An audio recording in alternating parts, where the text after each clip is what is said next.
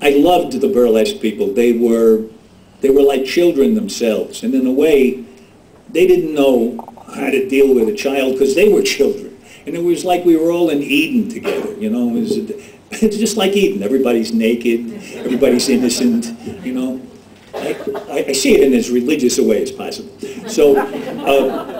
My father graduated from burlesque and went to nightclubs. And you might not think that nightclubs is a step up, but burlesque was the lowest rung of the show business ladder. He was a straight man and a singer, and he wrote the sketches that he did with his partner.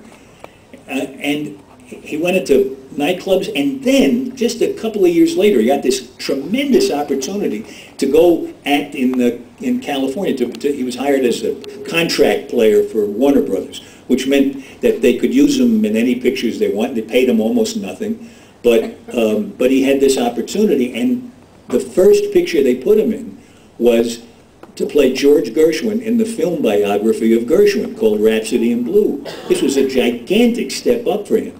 And this is what happens in show business. It's a life of uncertainty. He gets this job. The first week that he's shooting, I came down with polio, which is, in those days, there was an epidemic of infantile paralysis, and kids were getting paralyzed, dying, you know, in great numbers. There was no serum, no vaccine then. It was, if you got it, there was a good chance that you'd be in an iron lung or die, you know. And I was very lucky. And my mother, who was schizophrenic and paranoid, my poor mother was psychotic, and kind of hard to live with. There was another case of uncertainty. I never knew whether she was telling me reality or just her version of reality. And you know, she'd say, they're taking our picture through the cracks in the wall. Or she'd say, she'd tell me that I was trying to kill her, that my father was trying to kill her. When I was 6, she tried to stab my father. So it was a very odd life, and one full of uncertainty. But she was a very generous and loving woman. And she also had a hobby of reading health magazines. And when I started to get these symptoms, the night I had the symptoms, they're like flu symptoms. So you'd think it's just a cold. She knew I had polio right away. And she made sure I had a doctor there the next morning.